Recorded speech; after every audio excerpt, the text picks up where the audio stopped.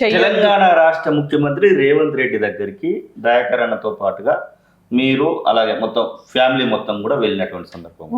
ఒక ముఖ్యమంత్రి దగ్గరికి ఒక 1999లో కడబడ్డటువంటి అద్దంకి దయాకర్ అన్న తీసుకెళ్తా ఉంటే అప్పుడేమన్నా అనిపించిందా, అరే ముఖ్యమంత్రి రేవంత్ అన్న అనేది మీకు మొన్నటి వరకు, ఇప్పుడు ముఖ్యమంత్రి సీఎం డైరెక్ట్ గా సీఎం ఇంటికి వెళ్ళడం, సీఎం తో ఆతిథ్యం స్వీకరించడం, సీఎం ను మనము కలవడం అనేది ఒక రకంగా చెప్పాలంటే అదొక వింత. అన్నే ఓకే, సీఎం కావచ్చు, ప్రైమ్ మినిస్టర్ కావచ్చు, ఎవరైనా కావచ్చు, అన్నలాగా ట్రీట్ చేసినప్పుడు ఆయన అన్ననే. నా ఇంట్లో మనిషి లాగా చూస్తా నేను రేవంత్ అన్న. మేము ఇద్దరం చాలా సార్లు ఇంటికి వెళ్ళి మేడం ని అన్నని చాలా సార్లు జయంతి సందర్భాన్ని మహిళా దినోత్సవంగా డిక్లేర్ చేసి. సో మేము ఎప్పుడు ఫ్యామిలీ మెంబర్ గానే ట్రీట్ చేస్తాము, ఎప్పుడు సీఎం అన్న అని ఇట్లా అదేమి ఉండదు. కాకపోతే పొజిషన్ పెరిగింది అన్నది, అయినా కూడా నేను అన్నలాగానే ట్రీట్ చేస్తా. మొన్న మా పెళ్లి రోజు మా పాప పెద్ద పాప పుట్టినరోజు అన్నమాట.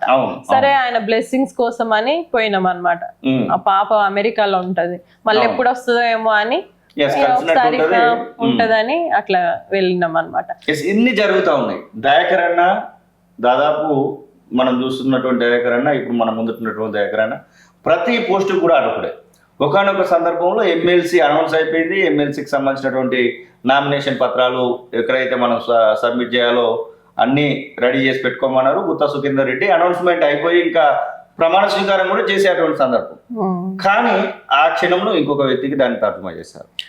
ఇక ఇట్లా చాలా వరకు పార్టీ పిసిసి అధ్యక్షుడు వచ్చింది. ఇట్లా ఇవన్నీ చూస్తూ ఉంటే అంటే ఇవన్నీ అనౌన్స్మెంట్ అయ్యి ఇంకా దగ్గరకు వచ్చి పోతున్నటువంటి సందర్భంలో అప్పుడు ఉన్నటువంటి అంటే ప్రపోజల్ లిస్ట్ లో ఉంది అన్నిట్లో. ఓకే, మినిస్ట్రీస్ లో కూడా ఉంది ఈయన పేరు, లేబర్ మినిస్టర్ గా కూడా ఉంది.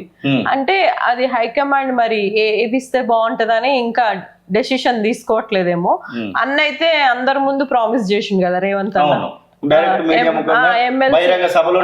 మంచి పోస్ట్ ఇస్తా, అద్దంకి దయాకర్ కి మంచి పోస్ట్ ఇస్తా అని మాకు అన్నాడు. ఈయన కూడా పర్సనల్ గా కలిసినప్పుడు కూడా నిన్ను చట్టసభలకి పంపించాలని ఉంది, పంపుతా అని అన్నాడు.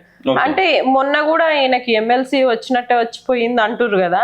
అది ఆ రోజు కూడా దీపాదాస్ మున్షి గారు ఫోన్ చేసిర్రు, చేసి ఇక్కడ కంపల్షన్ ఏర్పడ్డది, బీసీని అలాట్ చేయాల్సి వస్తుంది, మీరు ఆగండి, నెక్స్ట్ మళ్ళీ కమింగ్ డేస్ లో ఇంకా మీకు అప్పుడు ఇంకా 5 మార్చ్లో 5 ఎమ్మెల్సీలు ఉన్నాయి, అప్పుడు ఇస్తాము, అప్పుడు మిమ్మల్ని అలాట్ చేస్తాము అని ఆమె ఫోన్ చేసింది నైట్, చేసి మాట్లాడారు.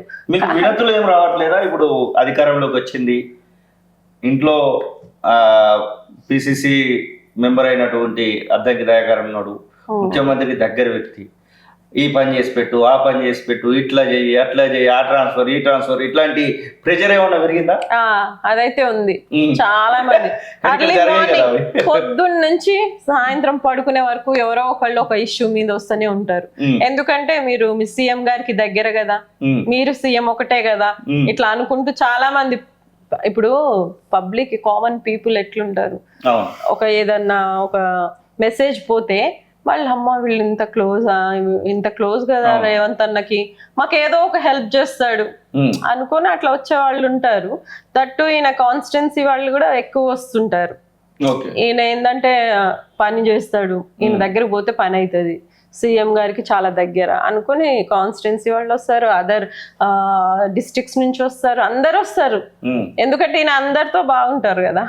అంటే ఇప్పుడు ఫ్యామిలీకి టైం అయినటువంటి అద్దంకి దయాకర్ అన్న అధికారంలోకి వచ్చిన తర్వాతనైనా కొంచెం ఏమన్నా, ఎందుకంటే శ్రమ పడ్డాడు, మొత్తానికి కాంగ్రెస్ పార్టీ 3 రంగుల జెండాను హస్తం గుర్తున్న అధికారంలో తగ్గడానికి తన వంతుగా దాదాపుగా కృషి చేసిండు, పూర్తి స్థాయిలో ఫ్యామిలీని పక్కన పెట్టి. మరి ఈ అధికారంలోకి వచ్చిన తర్వాతనైనా కనీసం ఫ్యామిలీకి ఏమైనా టైం ఇస్తున్నారు కదా. ఇప్పుడు 1 year నుంచి ఇద్దరం కలిసే తిరుగుతున్నాం. పదవి రాకపోవడమే బెటర్ అయిందేమో.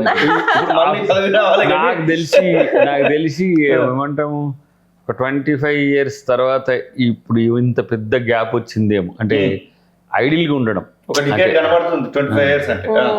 ఆల్మోస్ట్ అలా. అంటే అప్పుడు ఏమో ఎప్పుడు మన ఎంసీఏ తర్వాత ఆ టైంలో కొంత ఉండే, మధ్యన కూడా ఎప్పుడు 10 years మీకు కంప్లీట్ గా ఇటు మూవ్మెంట్ మహానాడు ఉద్యమము, తెలంగాణ ఉద్యమము, దాని తర్వాత వెంటనే మళ్ళీ politics, కాంగ్రెస్ పార్టీకి ఎప్పుడు ఏదో ఒక బిజీ, ఏవైనా పబ్లిక్ మీటింగ్స్ అయితే లాగా కనబడ్డది. ఖాళీగా ఉన్నా ఈయనకి క్యాస్ట్ లేదు, రిలీజియన్ లేదు, ఓకే. ప్రాంతం లేదు, ఎవరైనా పిలుస్తారు. ఏదైనా సమస్య వస్తే, ఏమైనా వాళ్ళు ఏదైనా ఆర్గనైజేషన్ నుంచి ఏదైనా మీటింగ్ పెట్టుకున్నా, వాళ్ళ సమస్యల మీద ఏ కులమైన మతమైన మీటింగ్ పెట్టుకుంటే నేను కంపల్సరీ పిలుస్తారు. ఎందుకంటే హీఈస్ ద పాజిటివ్ పర్సన్, అంటే he will solve our problems అనే ఒక హోప్ ఉంది ప్రజల్లో. సో అట్లా అన్ని సంఘాల వాళ్ళని నేను ఇన్వైట్ చేస్తాను. ఎప్పుడు బిజీనే. ఆ కాంట్రాస్ట్ చిన్నప్పటి నుంచే అలవాటు, ఈ కాంట్రాస్ట్ ను ఫేస్ చేయడం. ఇప్పుడు ఎగ్జాంపుల్, మమ్మీ క్రిస్టియన్ ప్రాక్టీషనర్గా, ఆమె ఆల్మోస్ట్ ఆల్ డివోటీ టైప్ ఉంటుంది. డాడ్ హిందూ. నేను అప్పుడు ఇప్పుడు ఎట్లా న్యూట్రల్గా ఎట్లా ఉండాలి అక్కడ తెలిసిపోతుంది మనకు. న్యూట్రల్ గా అనేది చిన్నప్పటి నుంచి నాకు ఉగ్గుపాలతో నేర్పినట్టే అండి.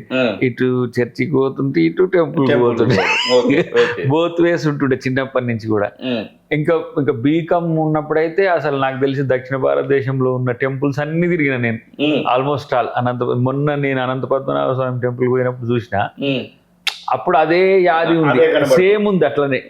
అట్లనే ఇక తిరుపతి అంటే కామన్ అనుకోండి, సింహాచలం కానీ ఇట్లా టెంపుల్స్. ఆ కాంట్రాను ఇక్కడ కూడా, ఇప్పుడు తను బంజారా, నేను ఎస్సీ అయినా కూడా కొన్ని ఏమైతే లైఫ్ స్టైల్స్ లో తేడాను కూడా మర్జ్ చేసుకోకపోవడం.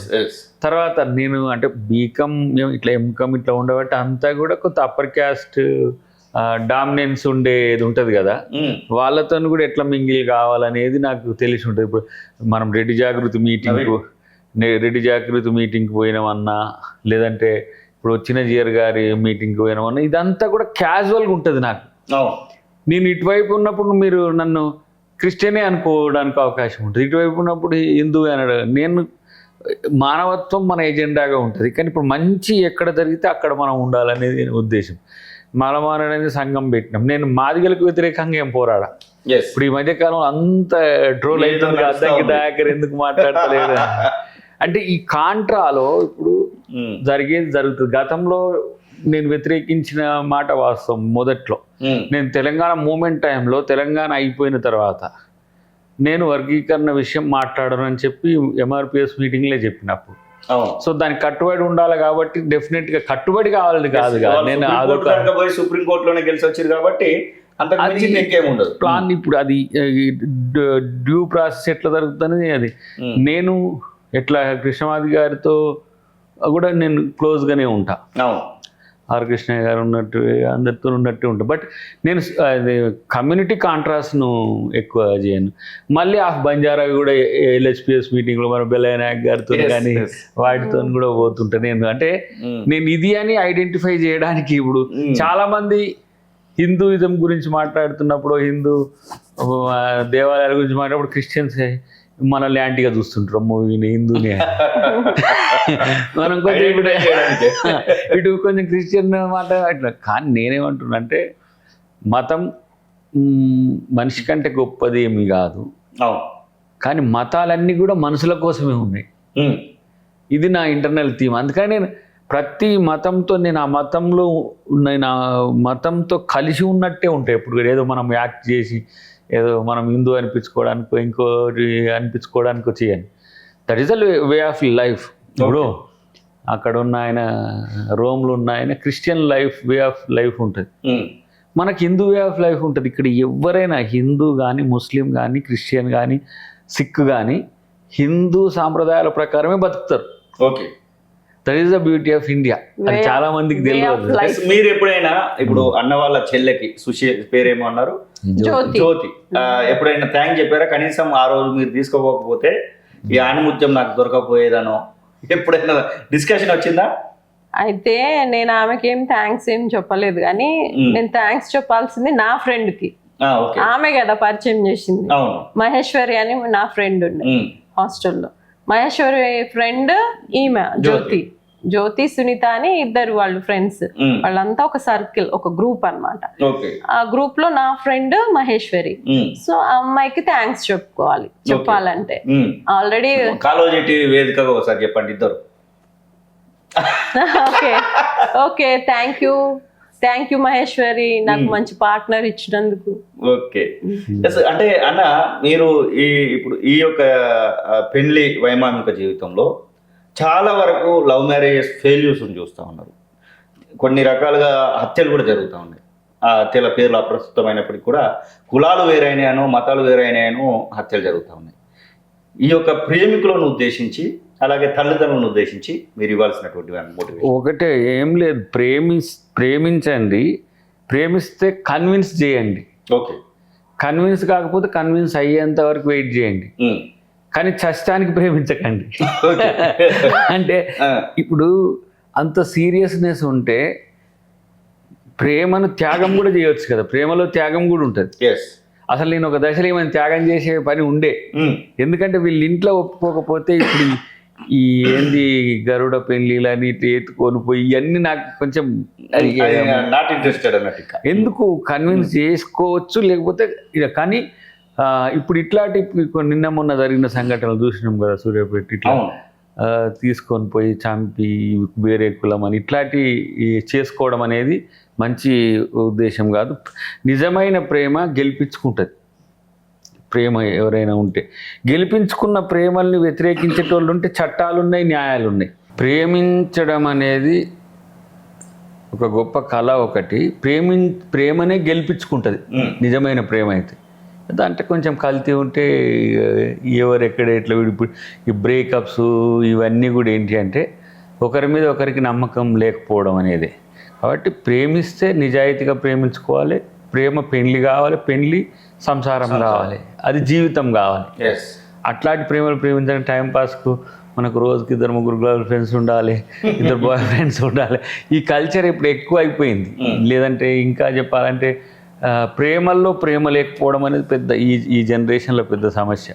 కాబట్టి ఒకటేసారి ఒక మైండ్లో మీరు అనుకుంటే దాన్ని ఫిక్సప్ కావడం, దాన్ని ఎట్లా సక్సెస్ చేసుకోవాలనే దగ్గర తల్లిదండ్రులు ఏం విలన్స్ కారు. వాళ్ళు ఇప్పుడు 18 years పెంచిన తర్వాత నువ్వు ఇంకొకరు ప్రేమించే అవకాశం ఇచ్చేది కూడా తల్లిదండ్రులే. వాళ్ళని విలన్లుగా చూస్తే మనం విలన్లం అన్నట్టు కదా.